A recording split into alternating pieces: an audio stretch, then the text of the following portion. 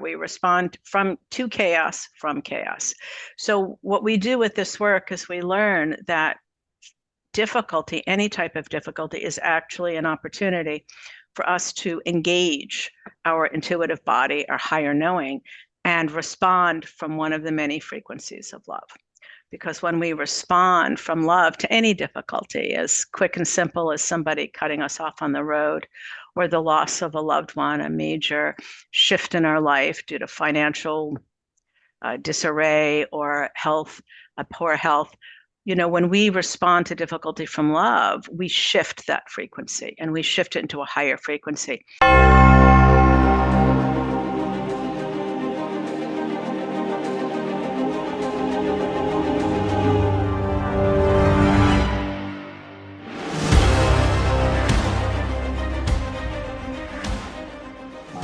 Let's have some fun here.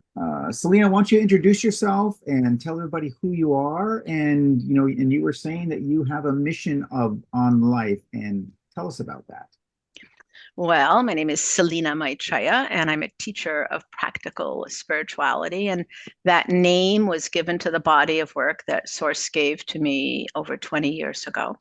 And the words practical and spirituality refer to teachings that enable us to embody our spiritual values and to actually live them daily as we move through our life. So spirituality becomes very practical.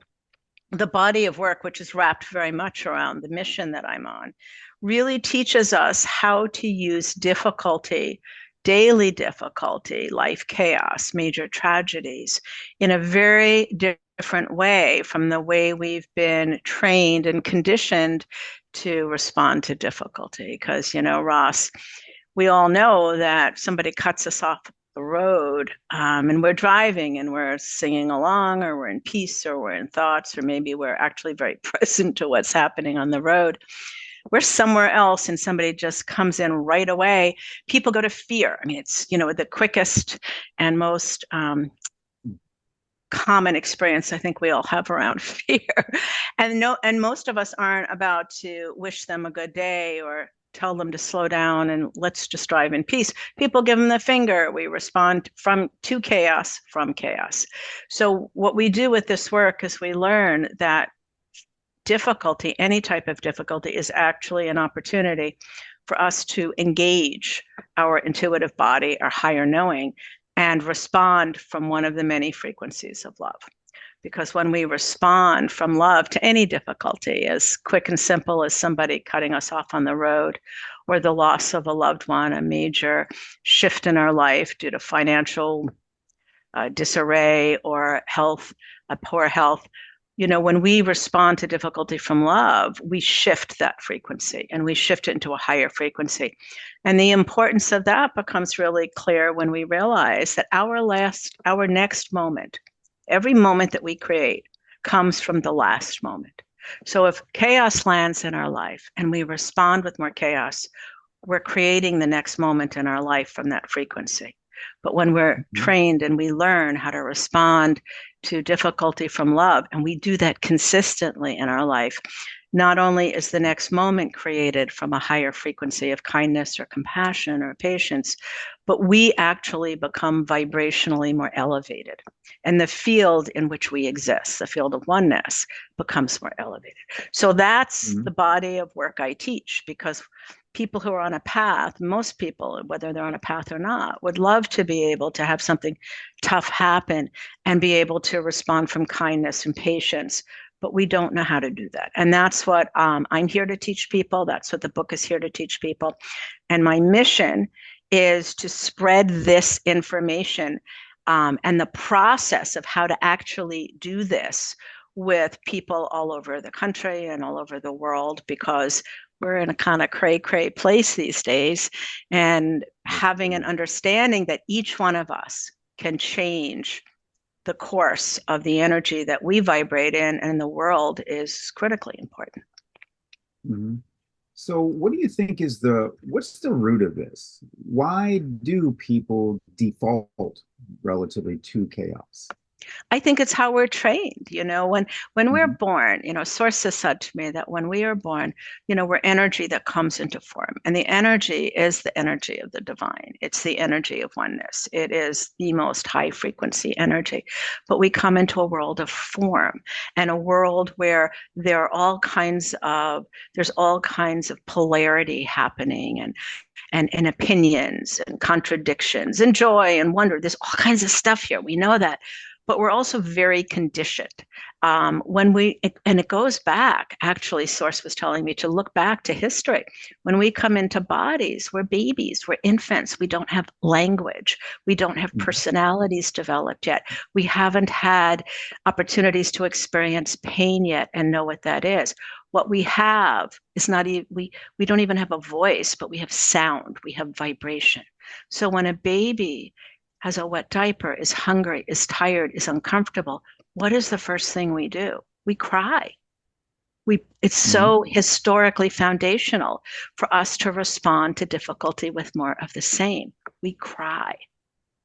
And we have a history that goes that far back. And then we're trained and conditioned by society to respond to difficulty from more of the same. So we're undoing a lifetime of habit. Hmm. Okay. And then on top of that, you have, we have, excuse me, more of that, whether it be social media, the news, just the general public reinforcing Mm-hmm. on a consistent basis that chaos. And where you have the recent research is showing that people are more and more depressed now than they ever have been, where Mm-hmm. they're inundated with this chaos over and over and over and over and over and over and over again. So how does everyone battle that? How do they I think that's a great defend question. themselves? Yeah, and it's enlighten themselves in my world. How do we enlighten ourselves, right? Yes. So Hmm. Sure. I think the reinforcement happens. It's what we pay attention to. It's choices that we Hmm. make in our life. So Hmm. we have the choice of any moment to of what we watch. I don't watch a lot of news. I don't. I Hmm. get the news that I need. I know what's going on, and then I move on. So the first thing I Right. think that to answer your question is how do we keep enlightened in the face of a world that has technology that gives us tremendous opportunity to connect to news, and then how do we, counter, if you will, the heavy vibration of a lot of darkness that's around us. I think it Correct. always existed. We just have more opportunity to have to make different choices. Correct. I think we make choices. Yes. I think we make choices as to what we expose ourselves to. We make choices as to how we want to respond to the people in our lives. We make choices about who we choose to be with.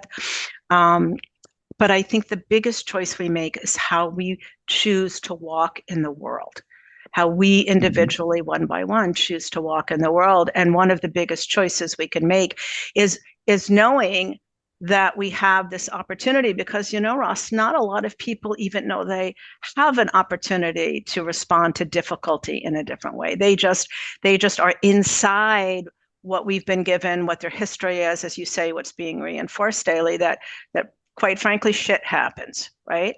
And the Hmm. bottom line is it may happen, but how we respond to any of that difficulty has everything to do with the quality of our life. Absolutely everything Hmm. to do with the quality of our life.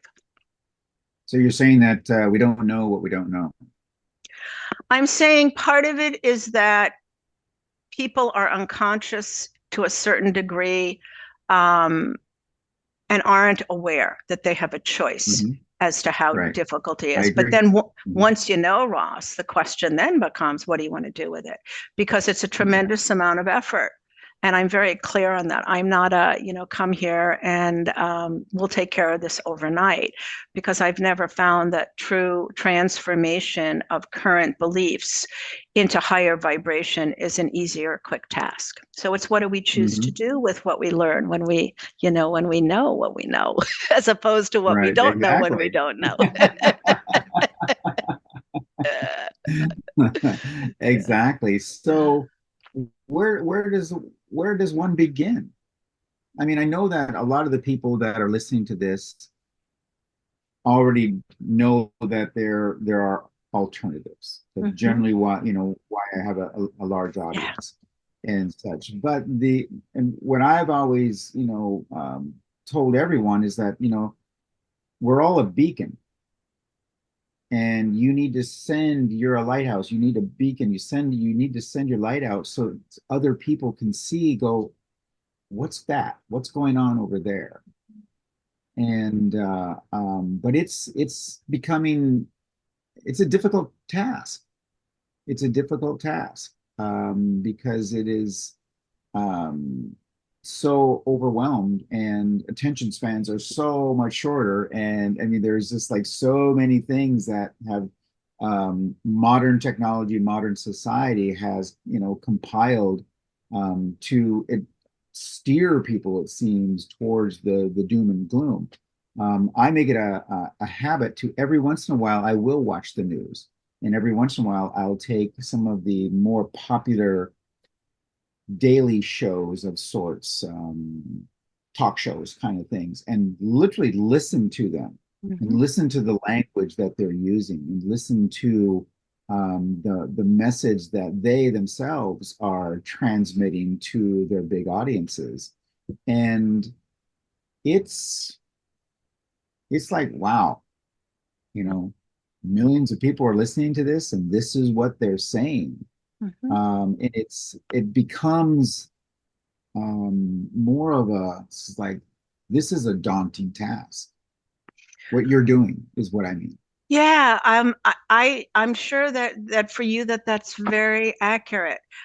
For me, I know that what my work is to be the light. It has been a passion for me for Mhm. years. Yes, And I right. also know that people have different opinions and people walk different Mhm. ways, and that's fine Right. because all of Hmm. those paths are supposed to be there. I remember there was a wonderful Kabbalistic rabbi, Ross, years ago, who used to start his workshops by going up to a blackboard and drawing a circle, and then he'd draw the squiggle down the middle. And he said, somebody come up here and fill one part of this, fill one part of this. It's a yin and yang, fill one part of this. And he did. Hmm. And he said, and as he fills it, let's watch what happens. And his whole point was as soon as you fill half of that yin, the yang appears. So we can't, our world is filled with polarity. That's true. It takes Right. dark to hold light. It takes light to be able to reveal the dark. So I'm Hmm. not dismissive, nor am I concerned about people who don't come on board to the light, who have Sure. other opinions, because there's a piece they play in this process of what's called third dimensional reality that is important.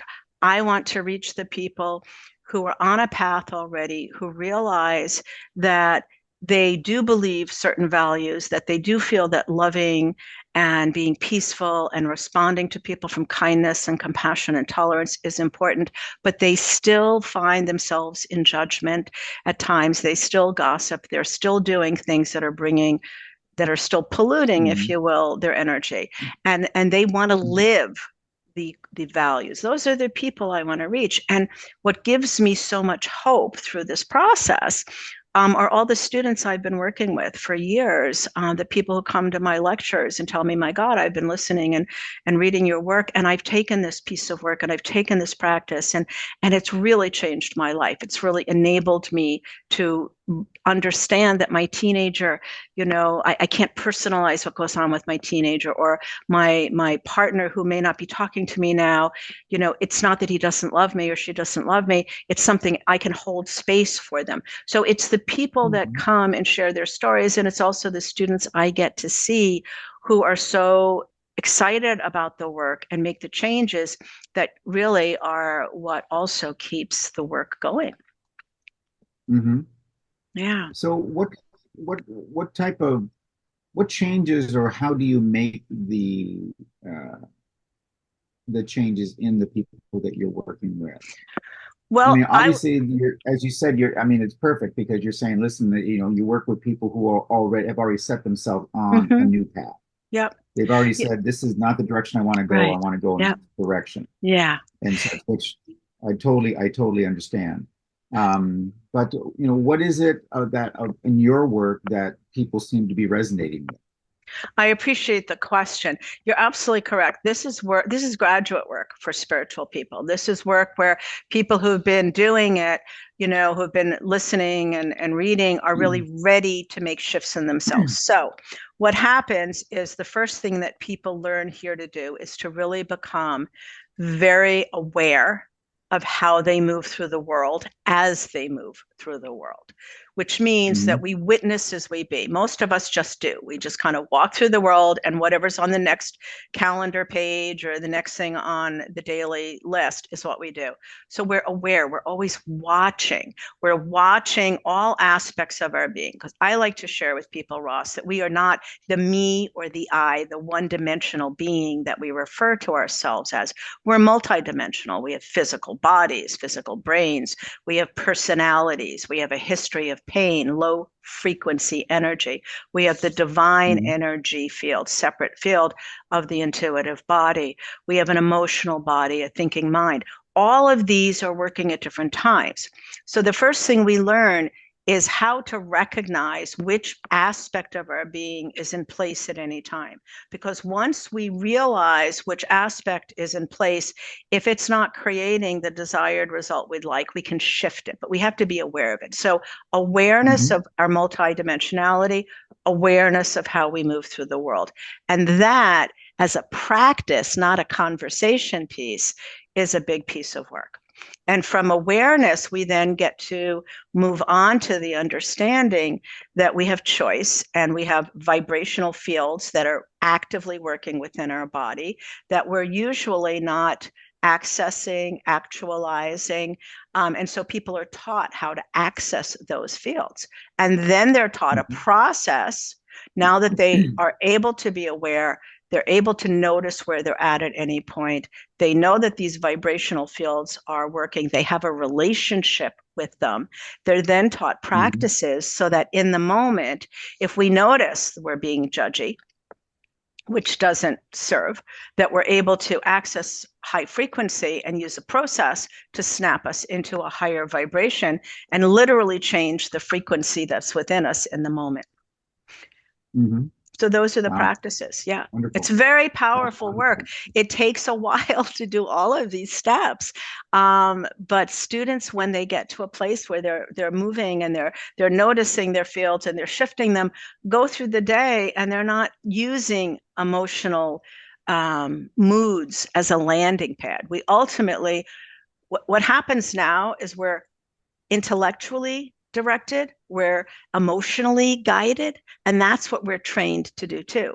In this process, Mhm. we learn how to be intuitively guided. The intuitive body, the higher frequency, becomes so well developed that we are able to have that be our guidance system. That's the ultimate goal. That happens down the line. And when that happens, our intellect becomes the process we use to put in place in the third dimensional world that which the divine has guided us to do.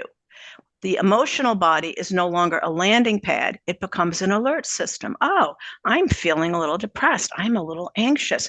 Let me go to my intuitive and see what I'm to learn here, see what higher frequency I'm missing. So it becomes an alert to take us to the intuitive, where we're then instructed as to what frequency of love we need to fill ourselves with. Because an emotional imbalance isn't something to sink into and get lost into and oh my God, and to talk to everybody about. It's something that needs to be shifted. That's how we stay Mhm. conscious as we move through the day.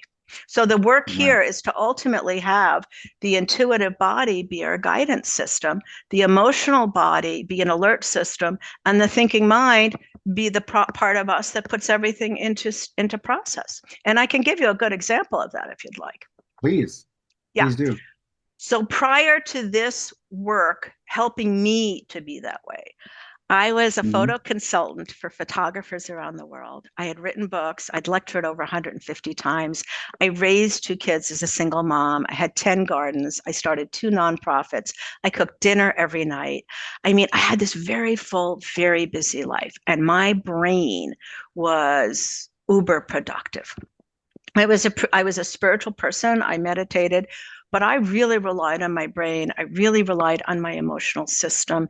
And my spirituality was something I visited. I loved it, but then I'd go back into the physical world. I was never guided by the intuitive. Now, what happened after my car event, and after 15 years of real embodiment of the work, of a lot of embodiment of the work, I don't make plans anymore. I was a marketing consultant when I did my job for photographers, and a visual talent consultant. So I told everybody what to do. I told my kids what to do. You know, I was the director, I Mm-hmm. was the marketing person. Um, and so when the shift happened, I went from telling everybody what to do and making plans all the time to just being so in tune with my divine that I'm given instructions. After my car event, I was brought to New York City and I had a brain injury, and my car got hit by another woman 2 days before closing on my house. And I had an Audi convertible that got hit by a van 70 miles an hour in the driver door. Wow. So I was left with a traumatic brain injury in 2013 that Mm-hmm. literally took me out of my life for 6 years. And I was unable to Wow. work. I couldn't do this. At that time, my book was given to me, which is a whole other piece of this story.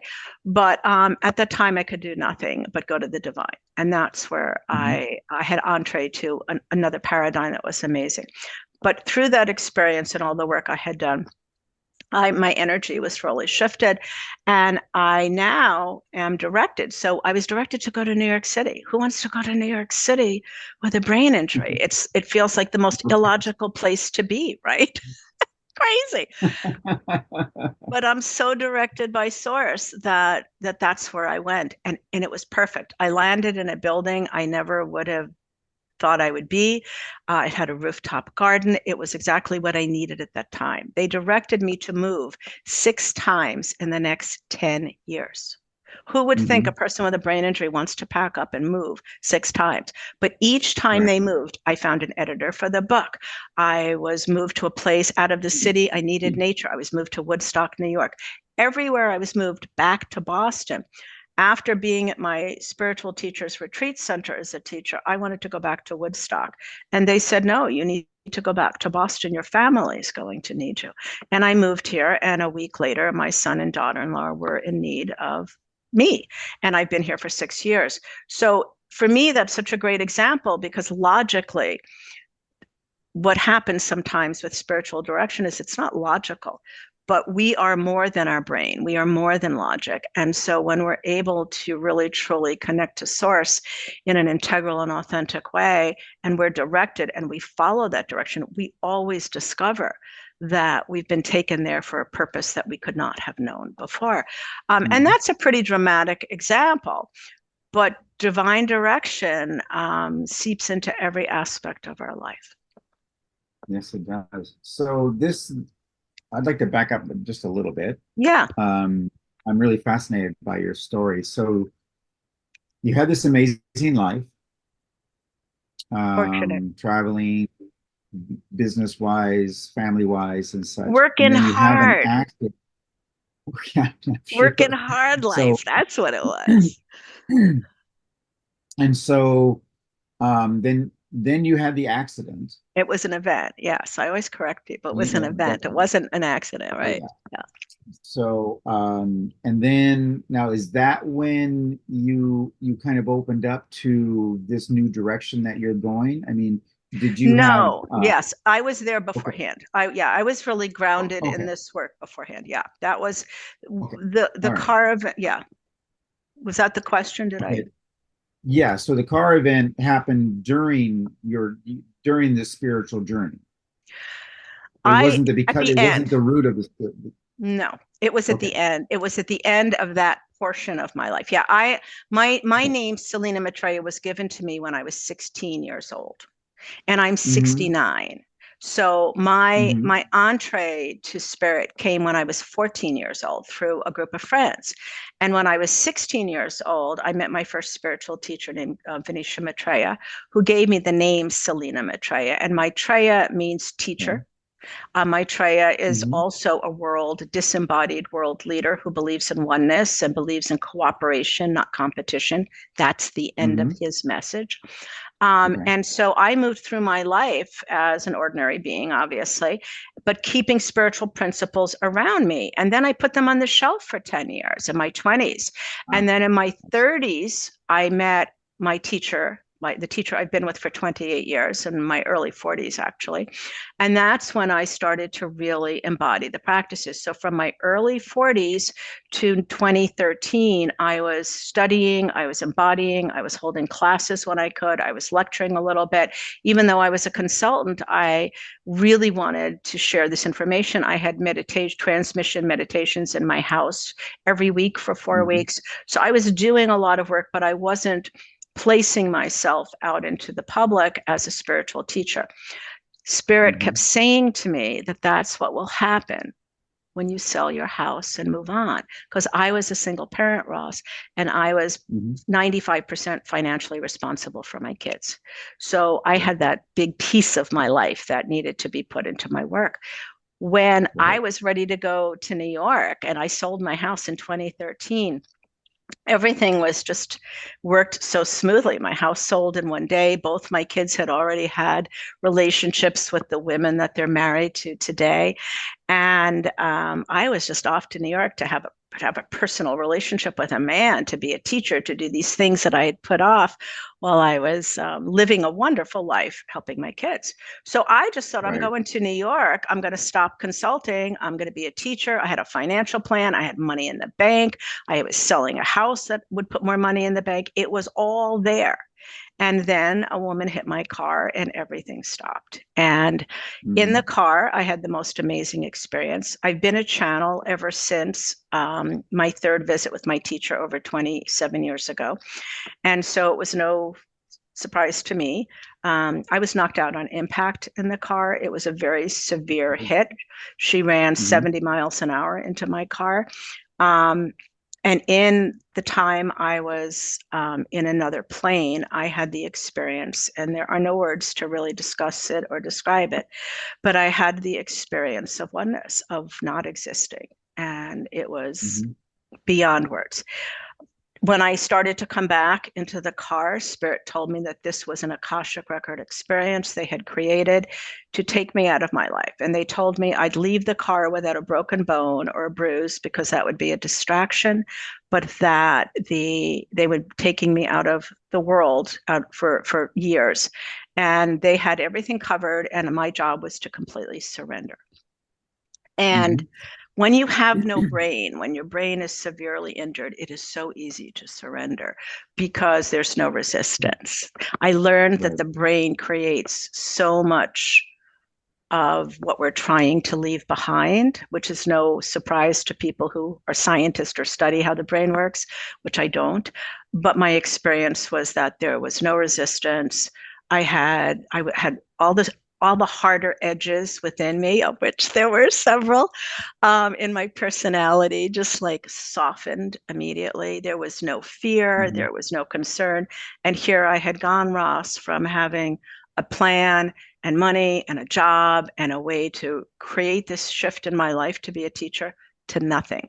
My neurologist could only tell me, as my beloved Dr. Stein said, the only thing I can offer you, Selina, and it gives me tears to really just think of this, the only thing I can offer you is the tincture of time. And I thought that was beautiful. But think about that. I had an apartment that I was moving into that cost me $3,500 a month. I had no way to know if I could ever work again. Nobody knew if I would ever improve, when, where, how it would look. At the end of a year, neurologists tell you that where you are is where you're probably going to be. And I was in a place where I couldn't even cook an egg in a pan. I couldn't type. I couldn't look at anything. I couldn't hold a hmm conversation for more than a few moments. I was completely physically wiped out. When your brain is injured, your entire body goes into a state of fatigue. Um, hmm so it was kind of crazy.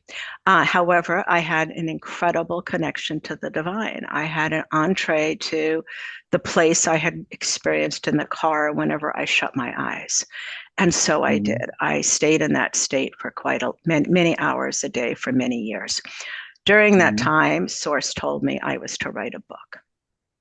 And I laughed. Yeah. But that was it. It was, so that experience came after years and years of teaching and studying. And it definitely was my graduate course in connecting to the divine. Mhm. But it So wasn't did the you, event that created that. Yeah. right. So did you channel prior to the event? Oh, yeah. I've channeled for about 24 years. And I've never promoted myself as a channel because I'm a Hmm. teacher. And the channeling is a result of Sure. my connection to the Hmm. divine and the work that I Right. do in my life to live integrally so I can be a vessel to receive. Hmm. Yeah. Right. Wonderful. That and that channeling is your source for the information that you share, the mission that you are on. Perfect. Virtually every aspect of your life is now based from that channeling. There is And no, there, there's, yes, that connection to the divine, which is yes. experienced for others, for students as channeling, and is Hmm. experienced by me as 24/7 connection. So I don't Right. think my way through the world. I know the difference, and people who, and I'm not sure of your background, so I'm not sure what work you've done, but Okay. yeah, but I'm certain you must know the difference between thinking and when you're being spoken to, and Hmm. when you're being given, when knowledge lands, when information lands. I want to change my language there. When information lands in my system, in 2012 I was cooking dinner one night and I loved my life, I loved my house, I loved the kids, I loved my neighbors. I was so fortunate, I had such a full life. And I wasn't even thinking of selling my house. I knew that someday I had a big house, and I knew that someday when the kids, were ready, that it would be time for me to leave, Right. but I didn't know when. So on this particular night, I'm moving, literally moving Ross from the counter to the refrigerator. And Spirit said, it's time to sell your house. It just landed in one fell swoop. And I was like, okay, well, I'll talk to you later about that. And that's how very often information lands. There's a difference between when it lands and when you're thinking about things. And I don't think anymore. I just open. Hmm. Yeah. So I'm curious what the reason would be, or perhaps that they gave you on why they put you on pause for 6 years. Because they wanted to completely rewire my system, um, Hmm. answer the call that I had asked for it to be a teacher. And there were aspects of me that needed to be greatly shifted. And this was their way of doing it. Hmm. Wow, that's amazing. Yeah. So with all of this that you've learned, so you've taken a lot of this knowledge that Mm-hmm. you've accumulated over the years and Mm-hmm. put it into your book, Mm-hmm. The, uh, and the book is channeled. The book is a channeled book. What happened was, mhm. and I want to just step back for a second because I just got Sure, another piece please, to share with you, if I might. please. Spirit just came in and said, another reason, Selina Maitreya, that we took you out of your life for 6 years was because we wanted you to experience and to live, indeed live, the processes that we were going to share with you. Not only did we vibrationally shift your system, but we completely needed you, and you needed for them, those that you are here to serve, to experience difficulty and be in a place where you could respond from the frequencies of love to each and every inequity and difficulty that arises and arose for you. Because then you were even more vibrationally seeded, SEEDED, as well as vibrationally seated with the high frequency information you were to share. So that would be the answer to your question. Profound. That's What a was your hell next of an answer. question? I forgot the next Um, question. so, so I mean, this, what you're talking about is relatively pretty beyond what most people Mm, um, can even comprehend. mm, And so, what type of I'm trying to think of the right term. Um, what type of resistance, what type of pushback do you get from people that you are trying to, in all of love, trying to express mhm. to them? Just like, Yeah. you're crazy, or it's not for me. I know that the first time that I interacted with a very, very spiritual person like yourself, and this Mhm, was decades ago. I mhm, mean, I had a physical experience where I, just couldn't look at them, and I just felt like it was just this unbelievable feeling that I had never felt, and it was not a good feeling. mhm, And I actually approached them afterwards and said, I don't know what it is about you, but this is what I'm feeling physically and mentally. And they said, you're just adapting to my resonance, my frequency. mhm, And such. And I'm wondering if other people have said the same to you, where they're just like, they almost feel repulsed, but it's not a mhm. repulsion. hmm hmm No, not yet, not yet. But I'm about to start. I'm about to start a book tour and a national workshop program that I'm Mhm. approaching spiritual centers about now. So I'll be Right. out there, and we'll see. I'm kind of looking forward Yeah. to these book signings and book readings, and looking forward to people's responses, even the responses of people who have a hard time understanding. But it Mhm. hasn't happened yet, but not Right. surprising. And certainly my response will always be one of kindness and love, and answering Sure. any questions, and being open, because you're right. You know, the movement of spirituality into our consciousness and into our collective of people is not new, but it's very, very what's the word, Ross? I still lose ability to capture words sometimes.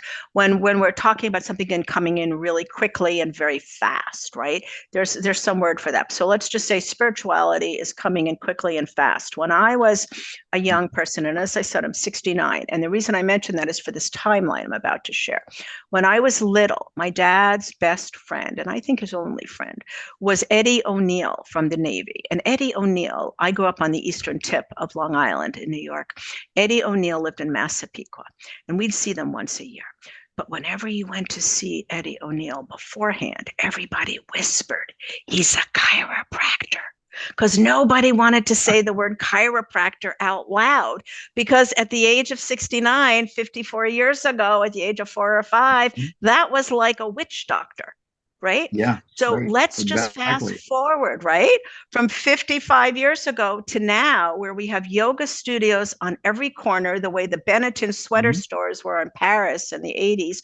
We have yoga Hmm. studios on every corner. We have 24-hour, meditation challenges on the internet. Advertising is using words like frequency and energy, and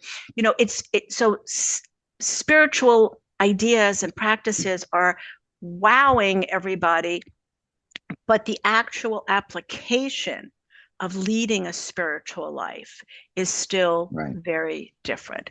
So Right. it'll be interesting to see what people's responses are. Hmm. But I guess I've been fortunate so far. Well, I think also that there is a shift in modern Mhm. society, where people are looking and saying, what's going on now? It's not working. We need something Yeah. different. We need something better. And sometimes better is actually older. It's going back Mm. to the way that society was, centuries ago, maybe, perhaps, looking at these ways of living and these ways of love and frequency and vibrations, like, maybe there was something to this. And those who experience these, they step in and they go, oh, I'm going to put my toe in the water. And I'm just going to kind of see. And they're like, wow, that's some good water. It's like, I want more of that. and Yeah. then and then that's that light. That's that light reaching out and saying, here, come on in. Mhm. I remember I'm a seminar junkie, and for decades, and I took my son to one at one point, and And, his first day there, he was, like just all kind of very, very just back. And he's like, he says, Dad, he goes, this is a cult. I'm like, no, it's not a cult. It's just different. He goes, no, he goes, this is the cult. And 5 days later, he was always sitting forward. I mean, his whole demeanor, his whole Yeah. posture all changed. It's like, Mm. this is amazing. This is absolutely amazing. And on our drive back home, it's like, when can we go again? Mm. Because it just opened his eyes. It Yeah. was, and it wasn't something that he was forced to go to. It was just like, Hmm. hey, I'd like you to go with me. Let's spend some time together. And so, I that always stays in my mind because it was just like, I'm not pushing anything on you. Hmm. I'm just showing you an alternative, I call another that way that you vibrational can. maturity. Yeah, there you go. And Exactly. that's what happens here because the people that come here are already at a place where they're primed for the work. Mm-hmm. Spirit Mm-hmm. guides everyone, whether we choose, in my experience, and I understand that other people have different values and opinions, but I'm going to share mine with you. In my Mm-hmm. experience, we're all guided. And everything that Yes. we do is guided, which does not mean we don't have free will or we don't co create. But when we're not consciously choosing to co create, we are Mm-hmm. just kind of like leaves in the wind, right? But when we're Right. consciously co creating with the divine, then we're listening and on some level to guidance. And I believe people in every level, unless they're off the planet, have the capability to listen to guidance and to have that listening, that awareness, that willingness Mm-hmm. be amped up because that's what Yeah, vibration that's does. right. Vibration can get higher and higher or lower and lower.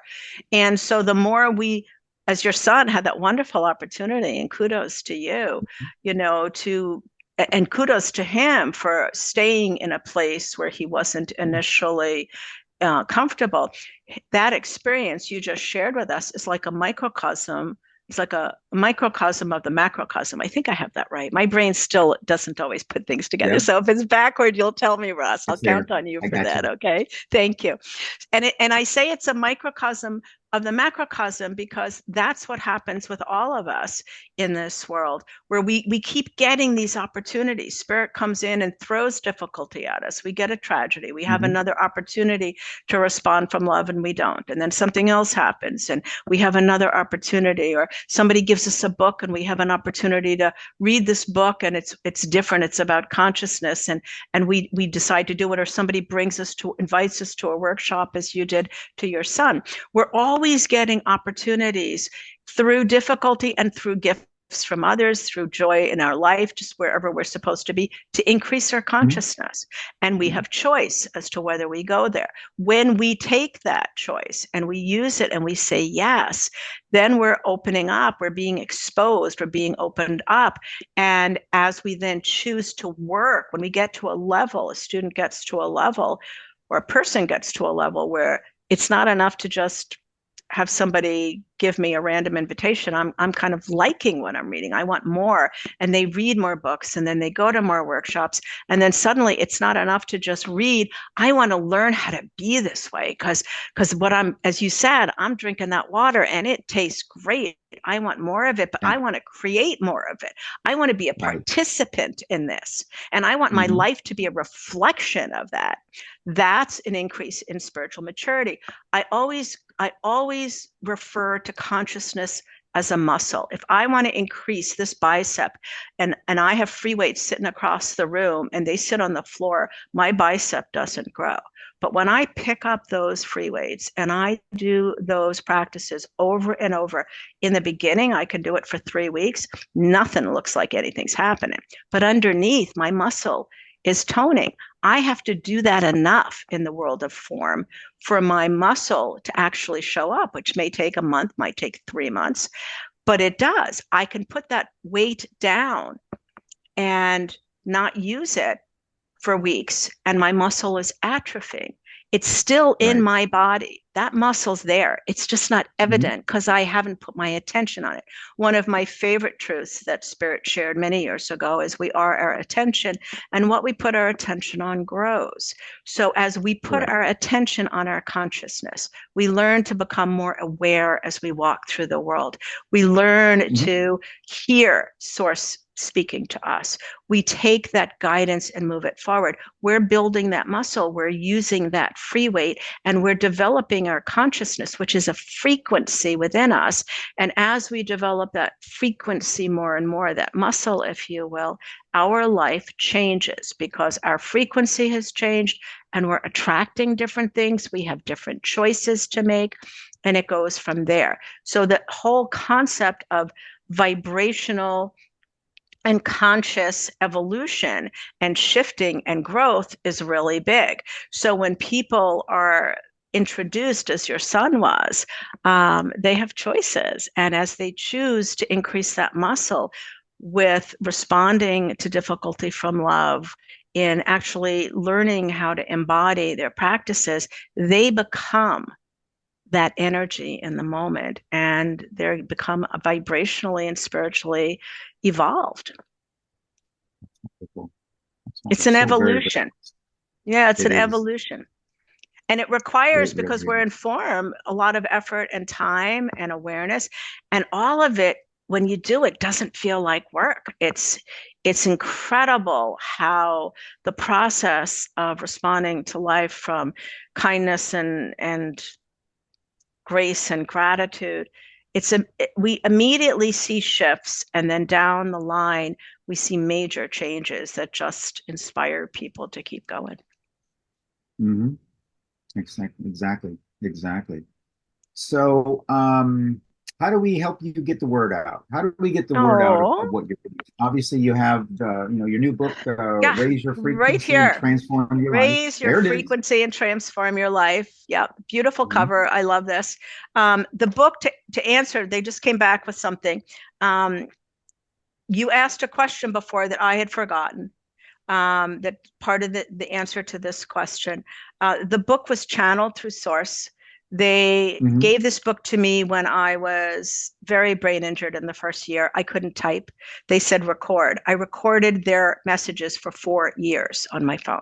Oh, When wow. Fantastic. the 5th year, I was able to start typing, and it took me 2 years. I've never been a great typist, but it took me 2 years to record all of their messages. And then I found an editor. So this is a channeled book. This is direct information from higher frequency Mhm. wisdom about laying out the actual process through teachings and practices and exercises as to how we can respond to life Mhm. from love, because telling people to do it in my world and in the world of Source isn't the complete answer. We need to provide the practices to really help people make the transformation.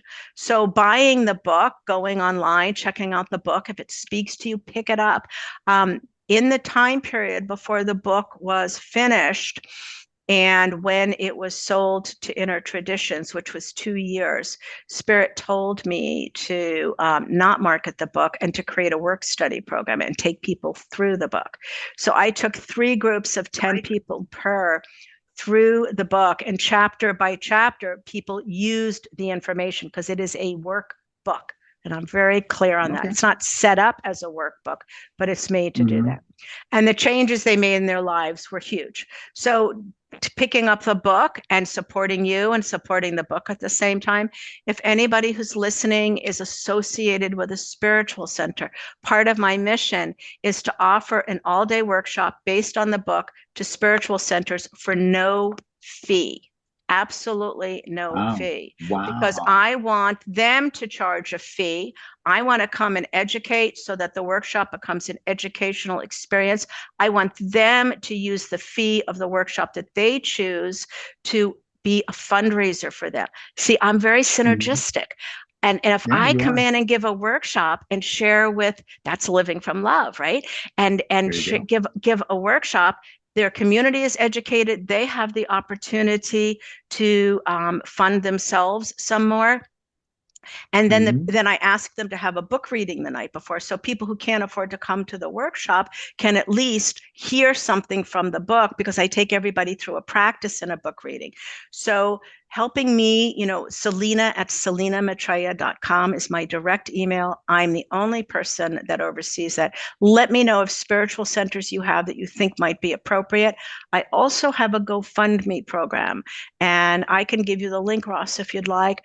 But Please. the GoFundMe is called Road Warrior for Love, for anyone who wants to go onto it. And the GoFundMe is not for me; it's to send me on the road.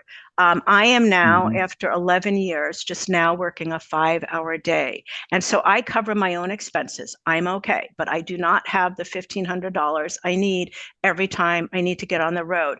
If I charged a fee to spiritual centers, that would cover my travel expenses, but I don't want to Right. charge them a fee. So my Mhm. GoFundMe covers the money to literally get me on the road so I can share this information. That's the only purpose for it. And I want to do 12 of these presentations a year on top of these wonderful podcasts. And I so appreciate you having me on the air today to share all of this with everyone. So those would be the ways to help me. That is absolutely wonderful, and all those links will be in down below in the comments.